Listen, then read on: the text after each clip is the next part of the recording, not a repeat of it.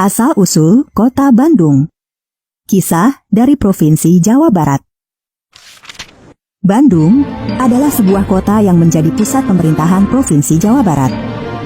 Kota ini dikenal dengan suasananya yang sejuk serta keindahannya, sehingga mendapatkan julukan Paris van Java atau Kota Paris dari Jawa. Kota Bandung juga identik dengan sebuah sungai yang bernama Citarum. Berawal dari sungai Citarum inilah Bandung memiliki kisah asal-usulnya. Pada suatu waktu nan lampau, tersebutlah seorang sakti yang bernama Empu Wisesa. Empu Wisesa memiliki seorang putri nan jelita yang bernama Sekar.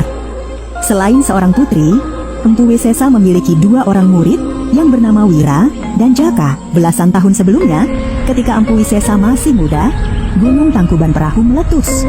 Lahar Gunung Tangkuban Perahu menerjang desa-desa di sekitarnya, sehingga menimbulkan korban jiwa yang tidak sedikit. Ketika mendatangi sebuah desa yang baru saja diterjang lahar, Empu Wisesa menemukan dua bayi yang ditinggal mati orang tuanya.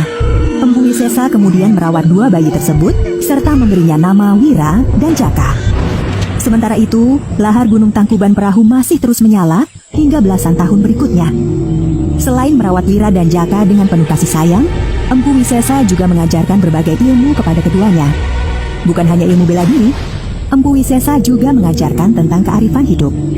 Meskipun tanpa diawasi oleh Empu Wisesa, Wira tetap berlatih dengan tekun dan penuh semangat. Sedangkan Jaka, kerjanya hanya bermalas-malasan ketika tidak ada Empu Wisesa.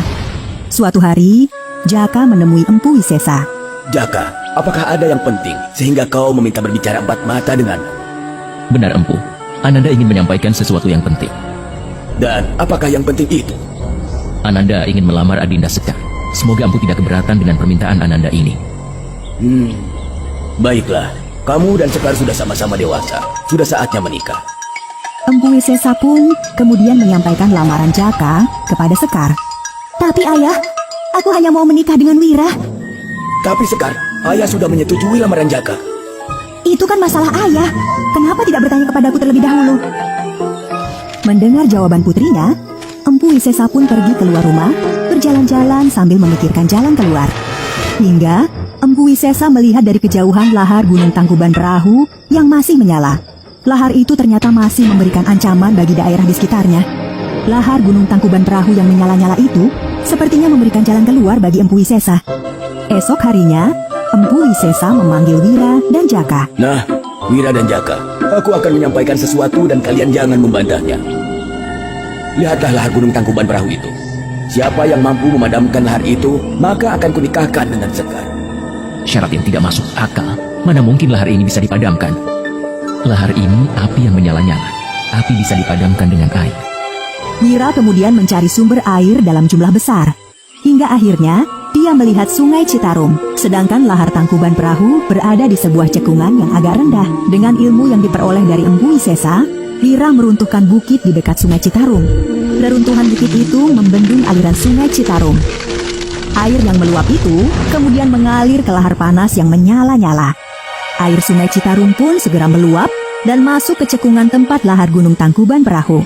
Cekungan lahar panas yang menyala-nyala tersebut kini berubah menjadi danau yang sangat luas.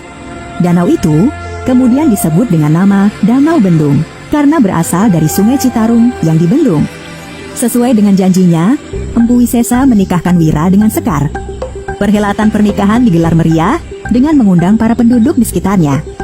Beberapa tahun kemudian, Danau Bendung airnya semakin surut dan mengering. Bekas danau luas yang mengering itu berubah menjadi lahan yang sangat subur. Wira dan Sekar pun pindah ke lahan yang subur itu. Mereka membuat ladang dan sawah dengan hasil yang melimpah. Bukan hanya Wira dan Sekar yang pindah ke lahan bekas lahar tersebut, warga lainnya banyak yang berdatangan. Mereka bercocok tanam dan mendapatkan hasil yang melimpah. Wira kemudian diangkat menjadi pemimpin dan daerah bekas Danau Bendung tersebut lama-kelamaan disebut dengan nama Bandung.